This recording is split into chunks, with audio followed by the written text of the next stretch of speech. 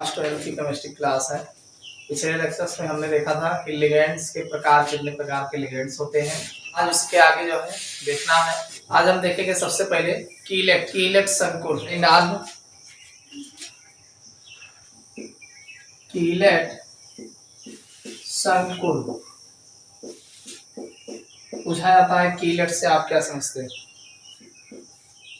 Chelate complex, chelate संकुल। Chelate क्या होते हैं समझ लो। कीलेट देखिए, कीलेट संकुल, कीलेट कॉम्प्लेक्स लिखा गया है ना। तो कीलेट होते क्या है? जैसे जब कोई बहुसंयोजी परमाणु, जैसे लिगेंड का नाम सुना है ना, लिगेंड किसे कहते हैं? तो जब किसी बहुसंयोजी परमाणु उपसंयोजी यौगिक में केंद्रीय धातु परमाणु होता है जो डी ब्लॉक एलिमेंट्स का होता है, तो जब केंद्रीय धातु परमाणु से कोई बहुसंयोजी परमाणु यानी केंद्रीय धातु परमाणु से दो उपसंयोजी समूह बनाता हो, दो बॉन्ड बनाते हो, दो उपसंयोजी समूह बनाते हैं ना। आपने देखा होगा कि हमने कहा था कि जैसे CH2 CH2 NH2 NH2 में आपने देखा कि दो NH2 जो है सेंट्रल मेटल एटम से अलग अलग जो है उपसंयोजी बॉन्ड बनाते हैं। तो ऐसे समूह, ऐसे लिगेंड जो सेंट्रल मेटल एटम से दो उपसंयोजी बंध बनाते हो, तो और बंध बनाने के बाद एक चक्रीय संरचना प्रदर्शित करते हो। कैसे प्रदर्शित करते हो? एक चक्रीय रिंग लाइक स्ट्रक्चर देते हो, तो उसे हम कीलेट बोलते हैं। क्या बोलते हैं? कीलेट। जब कोई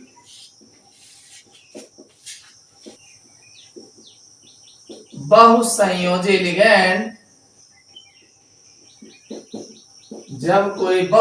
लिगेंड एक ही धातु परमाणु के साथ एक से ज्यादा उपसहसंयोजी बंध बनाता है, तो एक चक्रीय संरचना बनती है। अतः इस यौगिक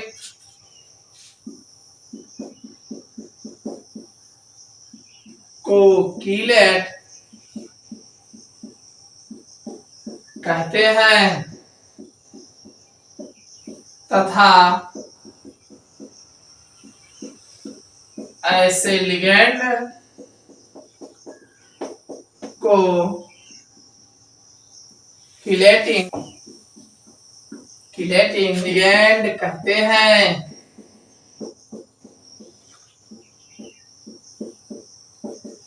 हमने कहा कि जब कोई बहुसंयोजी लिगेंड यानी ऐसा लिगेंड हो जो एक से ज्यादा जो है बॉन्ड बना सकता हो, तो बहुसंयोजी लिगेंड एक ही धातु परमाणु के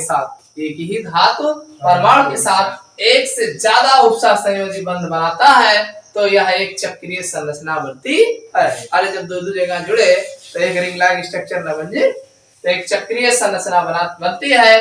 अतः इस यौगिक को कीलेट कहते हैं। यानी जब इस प्रकार का बन जाता है तो उसे हम कीलेट कहते हैं, और इस लिगेंड को जो है कीलेटिंग लिगेंड कहते हैं। यानी जो उस चक्रीय संरचना बना रहा है लिगेंड, उसे कीलेटिंग लिगेंड बोलेंगे, और पूरी संरचना जो बन रही है उसे कीलेट कहा जाता है। कैसे?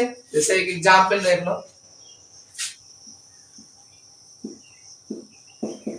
एक एग्जांपल से आपने देखा है Cu कॉपर, ये कॉपर सेंट्रल मेटल एटम हो गया। ये है CH2 और ये है NH2 और इधर लगा है NH2। ये इससे उपसंयोजी बंध बना रहा है। इसी तरीके से CH2 NH2 ये भी उपसंयोजी बंध इससे बना रहा है, और इसके ऊपर 2+ चार्ज है। इसको जरा से देखिए कॉपर जो है सेंट्रल मेटल एटम है, और ये एथिलीन डाइअमीन है, ये एथिलीन है और डाइअमीन। तो एथिलीन डाइअमीन है, देखो 2 NH2 ग्रुप लगा है इसके साथ, और एक NH2 यहाँ से उपसहसंयोजी बंध बना रहा है, दूसरा NH2 इधर से उपसहसंयोजी बंध बना रहा है। तो एक रिंग लाइक स्ट्रक्चर इधर दिख रहा है, नहीं दिख रहा है? एक रिंग लाइक स्ट्रक्चर इधर दिख रहा है और दूसरा रिंग लाइक स्ट्रक्चर इधर दिख रहा है। तो जब कोई लिगेंड जो है सेंट्रल मेटल एटम के साथ एक से अधिक उपसहसंयोजी बंध बनाते हो और बंध बनाने के बाद एक चक्रीय संरचना प्रदर्शित करते हो, तो यह प्रक्रिया जो है कीलेट कहलाती है।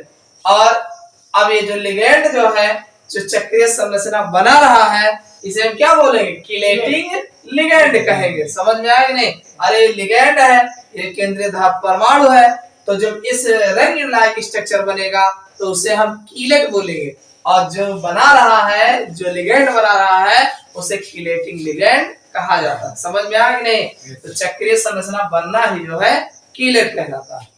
अगले हेडिंग डाल लो, कीलेट के गुण। कीलेट के गुण, कैरेक्टरिस्टिक्स ऑफ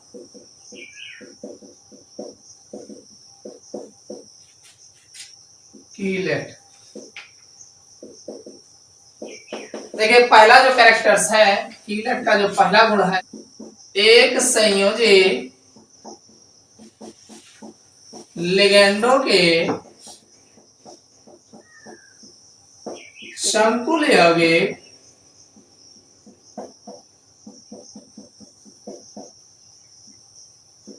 की तुलना में कीलेट संकुल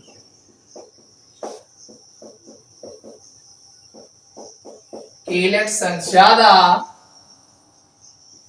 अस्थाई होते हैं। जैसे आपने एक संयोजी लिगेंड देखा है, जैसे Cl है, Cl negative charge, Br negative charge, I negative charge, ये सब एक संकुल यौगिक है। और अभी आपने कीलेट देखा, तो एक संकुल यौगिक कहो या कीलेट हो, तो इन दोनों में अगर तुलना कराओगे तो जो कीलेट रिंग लाइक स्ट्रक्चर बना रहा है वो ज्यादा अस्थायी होता है। कीलेट वाला यौगिक जो है ज्यादा अस्थायी होता है। समझ में आया कि नहीं? और एक चीज, जितने ज्यादा रिंग की संख्या बढ़ेगी उसका अस्थायित्व उतने ज्यादा बढ़ता जाता है। लिखा था रिंगों की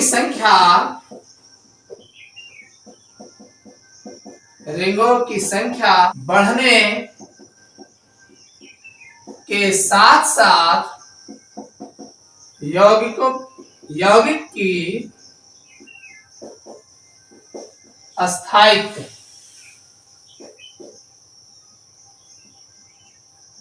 बढ़ता है। यानी जैसे जैसे कीलेट रिंगों की संख्या बढ़ती है वैसे वैसे यौगिक का अस्थायित्व जो है बढ़ता जाता है। नेक्स्ट गुण जो है इसका, जब कीलेट के रिंग में संयुग्मी द्विबंध होते हैं तो यौगिक अधिक अस्थायी होता है।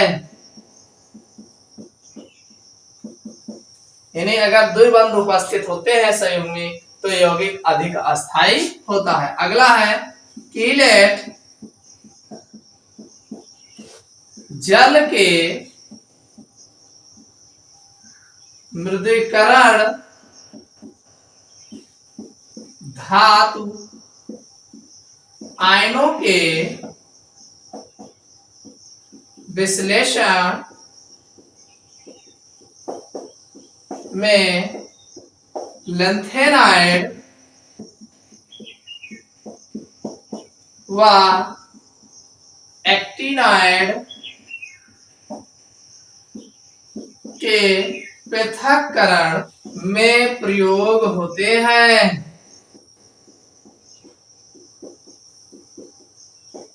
हमने कीलेट के गुण बताए, क्या बताया कि एक संयोजी लिगेंड के संकुल यौगिक की तुलना में जो कीलट संकुल जो होते हैं वो ज्यादा अस्थायी होते हैं, तथा जैसे जैसे रिंगों की संख्या बढ़ती जाती है वैसे वैसे यौगिक का स्थायित्व भी बढ़ता जाता है।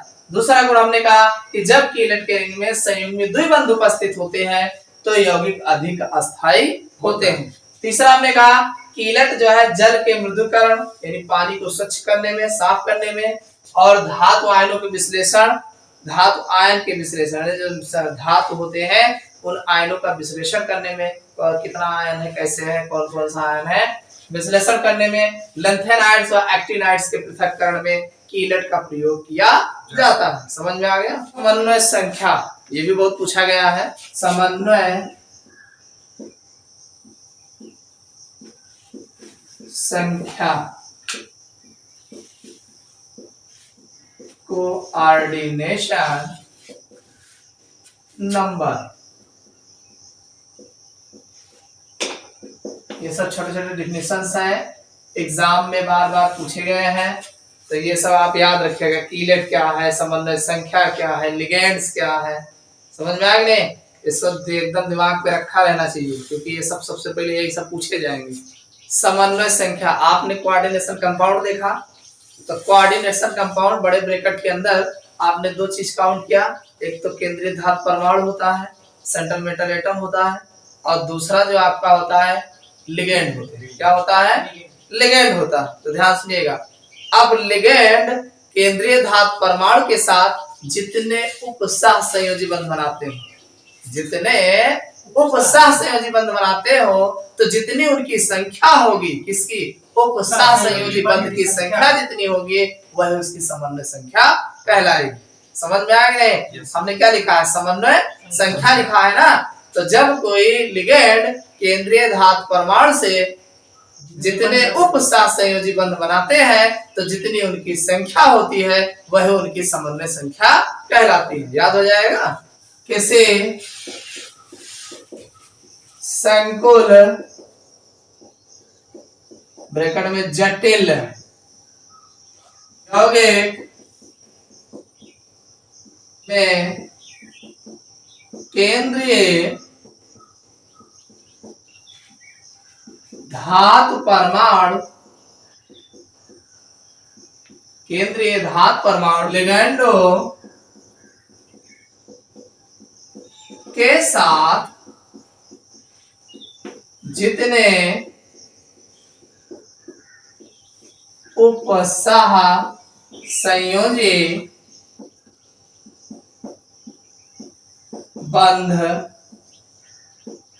संयोजी बंध बनाते हैं वह उसके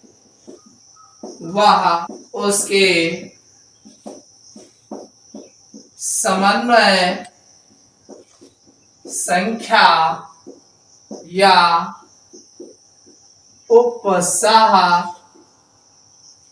संयोजन संख्या कहलाती है।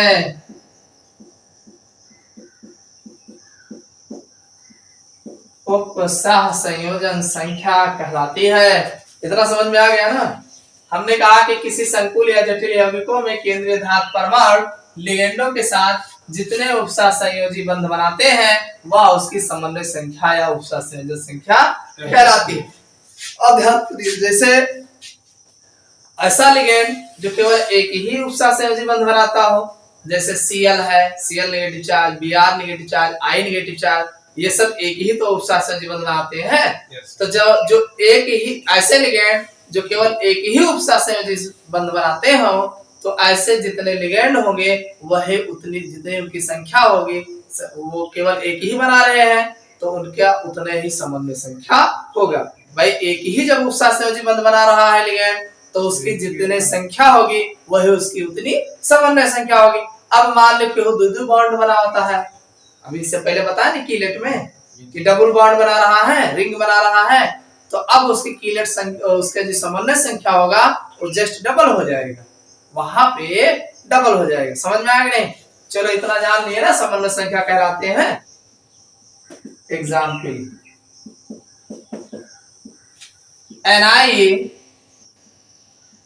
NH3 का होल 4 Cl2 में एनआई की समन्वय संख्या, चलो बताओ इसमें एनआई की समन्वय संख्या कितनी? ने क्या कहा? हमने कहा कि इस संकुल या जटिल यौगिक में केंद्रीय धातु परमाणु लिगेंड के साथ जितने उपसा संयोजी बंध बनाते हैं वह उसकी समन्वय संख्या या उपसा संयोजन संख्या कहलाती है। तो एक एग्जाम्पल आपके सामने है NiNH3 का होल 4 Cl2 में Ni की समन्वय संख्या बताना है। केंद्रीय धातु पर देखो ये है कोऑर्डिनेशन स्फीयर, यहां से यहां तक, बात बाहर की नहीं करना है, अंदर की करना है। उपसा संयोजी यौगिक की बात हो रही है ना, है तो पूरा यौगिक लिखा, तो आप बाहर की नहीं बात करोगे, इसे अंदर में देखना है कि इसकी ये है आपका केंद्रीय धातु परमाणु, सेंट्रल मेटल एटम है, और सेंट्रल मेटल एटम से ये आपके लिगेंड है। लिगेंड कौन है? ये तो लिगेंड है, NH3 लिगेंड है, कहो ये भी है। ये कहाँ है? ये ब्रैकेट के बाहर नहीं है, तो ब्रैकेट के बाहर नहीं काउंट करेंगे लिगेंड। लिगेंड जो आपका होगा वो ब्रैकेट के अंदर ही होगा। तो कितने NH3 लगे हैं? 4 NH3 है। ये 4, अरे NH3 का होल 4 है ना, तो एक NH3 एक ही बॉन्ड तो बनाएगा इसके साथ। 4 NH3 है, Ni के साथ 4 बॉन्ड बनाएंगे, 4 बॉन्ड बनाएंगे। तो अब NH3 एक ही बॉन्ड बना रहा है और 4 NH3 लगा है, तो समन्वय संख्या 4 नहीं होगा। अब क्या हुआ? 5 हो जाए। तो क्या हमने लिखा कि में Ni की समन्वय संख्या 4 है, 4 है। इसी प्रकार दूसरा देख लो, इसी प्रकार Fe(H2O) का होल 6 Cl3 में Fe की समन्वय संख्या, Fe की समन्वय संख्या कितना है? 6H2O है ना, एक H2O एक कट बना है। हाँ, तो 6 है, 6 समझ में आएगा भाई। FeC2O4 का whole thrice 3 negative charge. Fe की समन्वय संख्या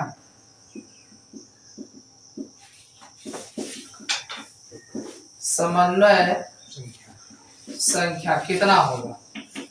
आप जान रहे हैं ये C2O4 जो लिखा है, COO negative charge, COO negative charge, ये तो है। अरे C2O4, C2 हो गया, O4 हो गया, तो ये Fe से 2 उपसा संयोजी बंध बनाएंगे। कितने बनाएंगे? 2। तो ये अकेला जो है 2 उपसा संयोजी बंध बनाएगा, और 3 है, बहुत हाई लगा है ना, तो ये 3 है, तो 3 है और यह कठोरे 2 बनाओ, तो 3 दूनी 6, तो कितनी समन्वय संख्या होगी इसकी? 6 होगी। समझ में आ गई नहीं? चलो एक और देख ले, फिर हिला के लगे हाथ की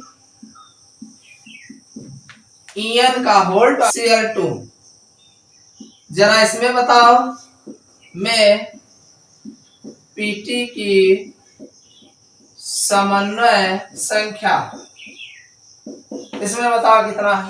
इन का मतलब है एथिलीन डाइअमीन, और एथिलीन डाइअमीन का फार्मूला होता है CH2NH2 CH2NH2। तो इसका मतलब ये Pt के साथ 2 उपसा संयोजी बन रहा है।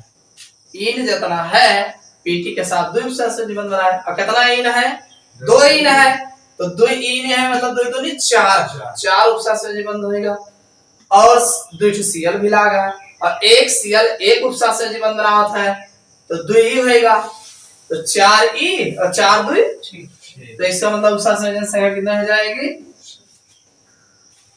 समझ में आ गए? नहीं समझ में आओ, केवल यही ध्यान देखें कि डबल कई उपसा संयोजी बंध रहा, जितना उपसा संयोजन जो बनाते हैं आप काउंट कर लीजिए, वही उपसा समन्वय संख्या हो जाएगी।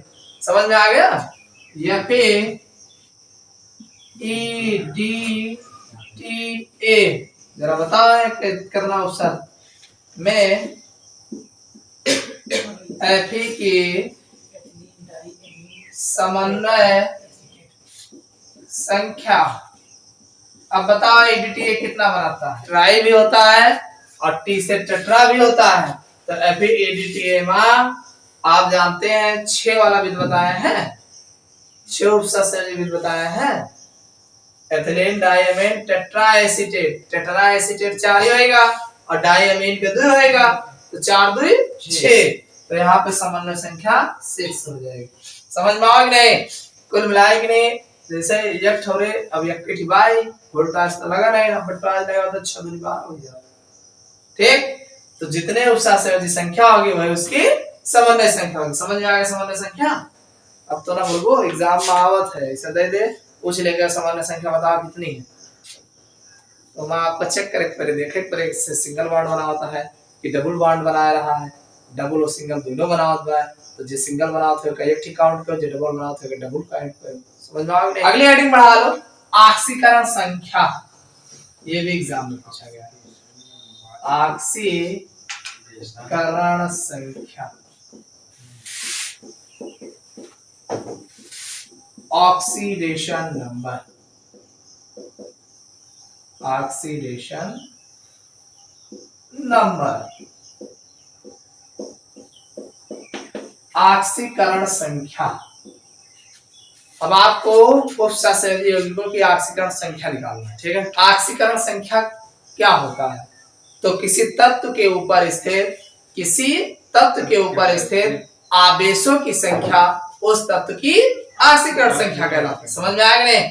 किसी तत्व के ऊपर स्थित आवेशों की संख्या उस तत्व की ऑक्सीकरण संख्या कहलाती है। तो ऐसे यहाँ कोऑर्डिनेट कंपाउंड है, तो इसके सेंट्रल मेटल एटम के ऊपर या पूरे कोऑर्डिनेशन कंपाउंड के ऊपर जितने आवेश लगे होंगे वह उसकी ऑक्सीकरण संख्या होगी। लिख लो, किसी संकुल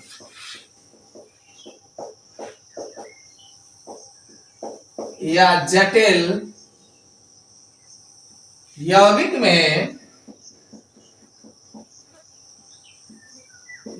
में केंद्रीय धातु परमाणु पर जितना वास्तविक आवेश होता है वह उसके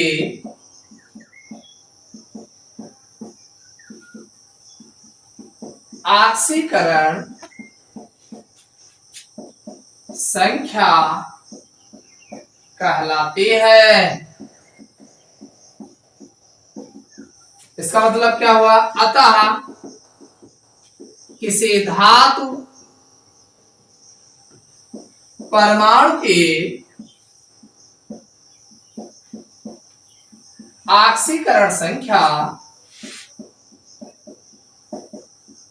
परमाणु की ऑक्सीकरण संख्या धातु परमाणु पर उपस्थित कुल आवेश के बराबर होती है, के बराबर होती है। यानी कहने का मतलब भाई किसी संकुल या जटिल यौगिक में केंद्रीय धातु परमाणु पर, यानी सेंट्रल मेटल एटम पर केंद्रीय धातु जान रहे हो ना, जो यम होता है, यम केंद्रीय धातु परमाणु पर जितना वास्तविक आवेश होता है, रियल में जितना उसका आवेश होता है वह उसकी ऑक्सीकरण संख्या कहलाती है।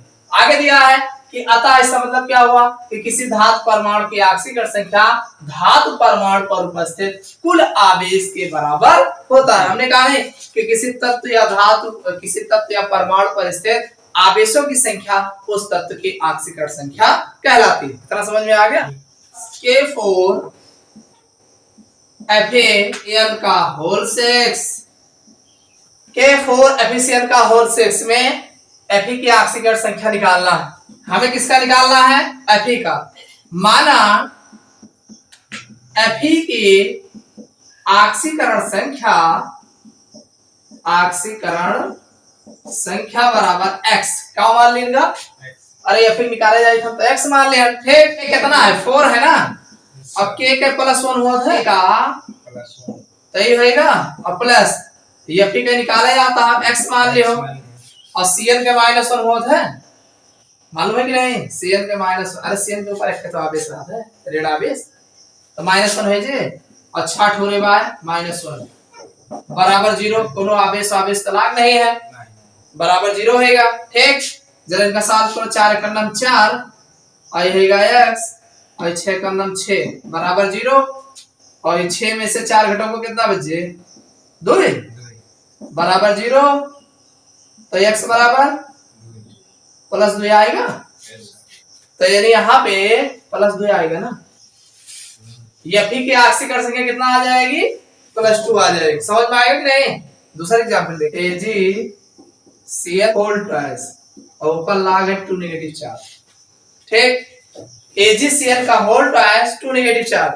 इसमें आपको Ag की आंशिक संख्या ज्ञात करना है। किसकी? तो माना Ag की आंशिक संख्या, माना Ag की आंशिकरण संख्या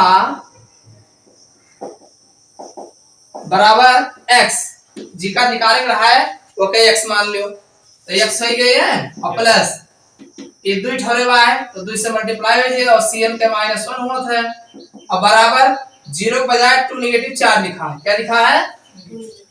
अरे अगवा ऊपर 2 नेगेटिव 4 लगा है तो बराबर में 2 नेगेटिव 4 लगोगे और प्लस 4 लगा तो प्लस में लिखिए। तब अब आ जाओ तो x ई कितना आएगा तो करना 2 और बराबर -2 और x बराबर -2 है, इधर आएगा +2। कितना समझ में आ गया नहीं? तो बचा कितना 0। तो x यानी Ag की आंशिक संख्या कितना आएगा 0। समझ में आएगा ना। तो एक है NiCO, ये तो जान ले बहुत पूछा जाता। NiCO का होल 4 में Ni की आंशिक संख्या ज्ञात करना है। किसी ज्ञात करना है? Ni। तो माना Ni की आंशिकरण संख्या बराबर x। और एक चीज और जान लो, जो फ्री अवस्था में पाए जाते हैं जितने भी यौगिक अणु के रूप में या फ्री अवस्था में जो भी पाए जाते हैं इनकी आंशिक संख्या 0 होती है। यानी CO की आंशिक संख्या 0 होती है। किसकी? CO की आंशिक संख्या 0 होती है। तो यहाँ पे Ni का x हो जाएगा और प्लस 4 ये हो जाएंगे 0। ठीक, बराबर 0 तो ये आ जाएगा x प्लस 0 बराबर 0 यानी x बराबर 0। तो यहाँ पे Ni की आंशिक संख्या 0 हो जाएगी। K3 FeC2O4 जरा इसका निकाल कर दिखाओ। इसमें बताओ Fe की आंशिक संख्या